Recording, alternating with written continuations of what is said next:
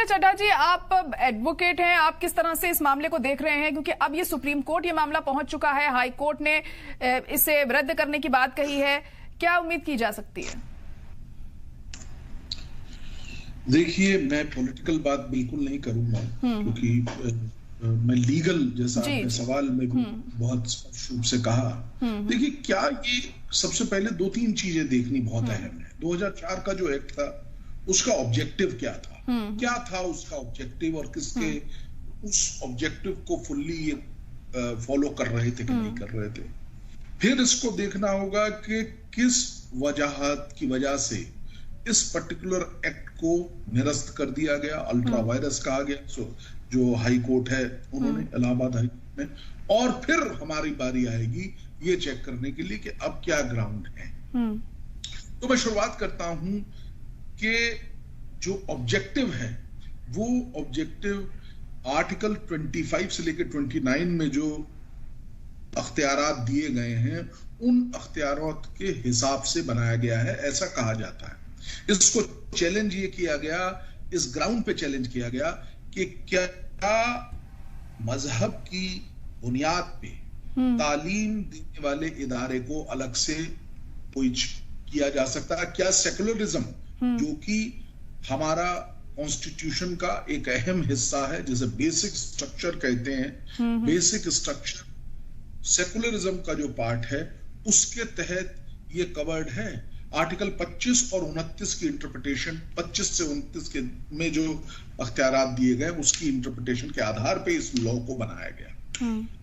अब आते हैं, इलाहाबाद हाई कोर्ट ने इस पर्टिकुलर चीज पे अपनी एक नजीर दी। उन्होंने ये कहा कि ये एंटी सेकुलरिज्म के खिलाफ है।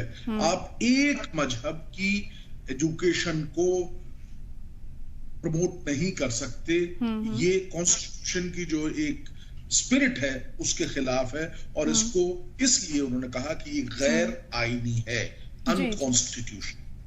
अब ये चीज सुप्रीम कोर्ट के पास आई है कि क्या ये जिस बिना पे इसको किया गया है ये सही है कि नहीं है। तो अब ये बड़ी एक इंटरेस्टिंग होगा देखना आने वाले टाइम में, जब इसमें जब आर्गुमेंट्स होंगे कोर्ट में, तो बड़ा इंटरेस्टिंग चीज सामने आएगी, क्या इंटरप्रिटेशन है और क्या। और लेकिन यहाँ पे एक बहुत अहम चीज है जो आपने अपनी रिपोर्ट में कहा जी, और बाकी किसी ने उसको छुआ नहीं, जो हजारों, सैकड़ों और बल्कि लाखों की तादाद में इस पर्टिकुलर जजमेंट की वजह से इफेक्टेड स्टूडेंट्स हैं, जो टीचर्स हैं, उनका क्या होगा, जी भी एक बहुत बड़ा क्वेश्चन मार्क है। तो ये सारी चीजें अपने आप में देखनी बहुत, एक टोटलिटी के साथ देखनी बहुत जरूरी है।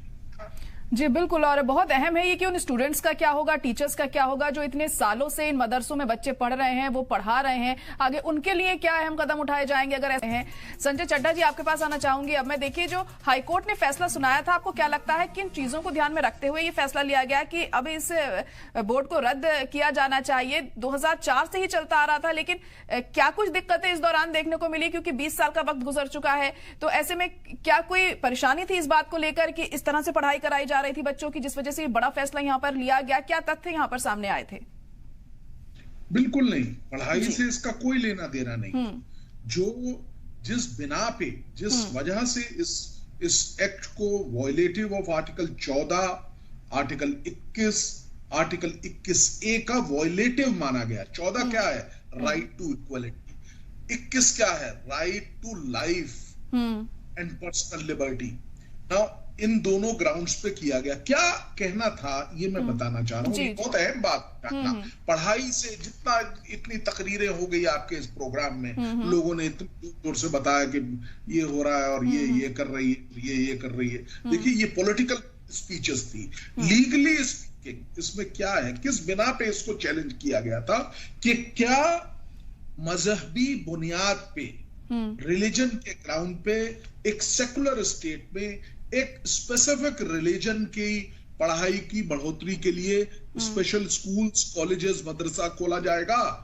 ये है, ये इस ग्राउंड को, इस पे हाई कोर्ट ने ये कहा कि क्योंकि हम एक सेकुलर स्टेट हैं, इसलिए आर्टिकल 14, 21 के तहत ये संभव नहीं है कि आप एक पर्टिकुलर रिलीजन को, बट यहाँ पे एक ऑप्शन है तो ये इस क्रक्स पे इसको चैलेंज किया गया। अब जब सुप्रीम कोर्ट के आगे आए हैं तो 2 मिनट में आपकी बात मैं खत्म करूंगा। वो इसलिए आए हैं कि जो हाई कोर्ट का ऑर्डर है उसने आर्टिकल 25 से लेके आर्टिकल 29 तक जो स्पेसिफिक प्रोविजन है जो रिलीजियस एजुकेशन प्रमोशन के लिए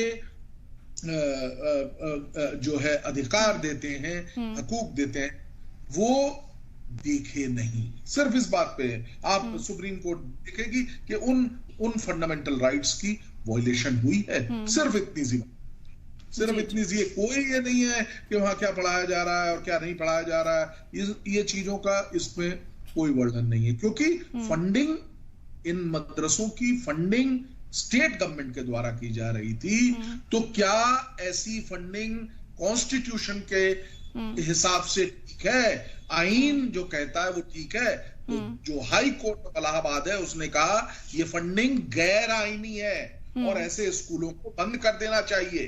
अब रिपरकशन जो मैंने आपको बताई कि क्या होगी, वो लाखों बच्चे हैं, क्या होगा जो सैकड़ों हजारों टीचर हैं, स्टाफ हैं, बिल्डिंग्स हैं, उनका क्या होगा? बस ये है, this is all is what is under challenge. Nobody has challenged what is being taught there. जी जी। उससे पहले संजय जी के पास आना चाहेंगे हम, क्योंकि ये सवाल मुझे संजय जी आपसे पूछना है, क्योंकि अभी शहाबुद्दीन साहब ने ये कहा था कि किसी भी हाई कोर्ट के पास से ये इतना वो नहीं होता है, इतना अधिकार नहीं होता है कि आप किसी एक्ट को रद्द कर सकें। इस पर थोड़ी सी रोशनी डालिए, समझना चाहूंगी इसको लेकर।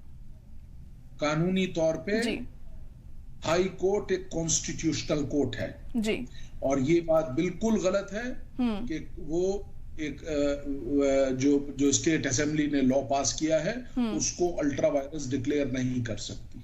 बिल्कुल गलत कहना है। पूरे अख्तियारात हैं, पूरे राइट्स हैं, कॉन्स्टिट्यूशनल कोर्ट है, वो नहीं करेगी तो और कौन करेगा? तो इसलिए ये राइट हाई कोर्ट के पास पूरा है। वो पूरा एनालिसिस करके और अपने जजमेंट को उसमें जो भी उनकी सोच है जज साहबान की और लॉ है उसको एनालिसिस करके उनको ये लगा कि ये जजमेंट है। अब आपको अगर ये जजमेंट देखिए, किसी भी तभी हम लोग कहते हैं कि किसी को वो जजमेंट पसंद आएगा, किसी को नहीं आएगा। तो जिसको नहीं पसंद आए उसको कंस्ट्रक्टिव क्रिटिसिज्म का अधिकार है, जिसको वो पसंद नहीं आए उसको पूरा अधिकार है कि वो जाए और सुप्रीम कोर्ट में अपने इस पर्टिकुलर जजमेंट के खिलाफ अपील करे। लेकिन ये बात कहना कि सुप्रीम कोर्ट ये हाई कोर्ट के पास ये ऐसे अख्तियारात नहीं है, ये गलत है। जी जी। लास्ट रिएक्शन संजय जी आपसे जानना चाहूंगी। हेलो जी जी संजय जी, लास्ट रिएक्शन आपसे।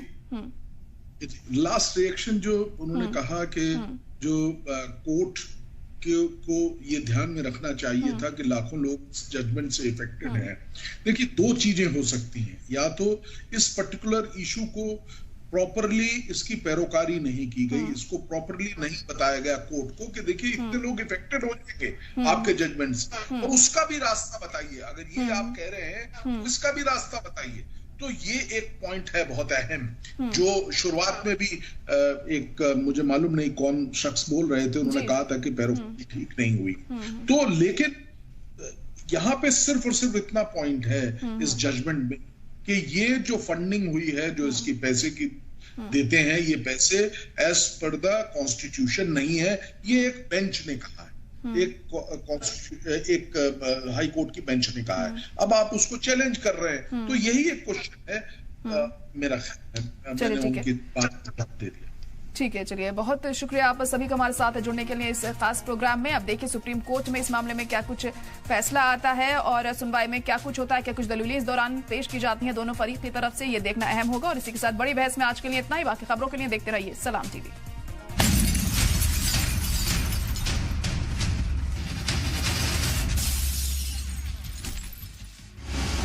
भारत में आज भी चल रहा है अंग्रेजों वाला कानून।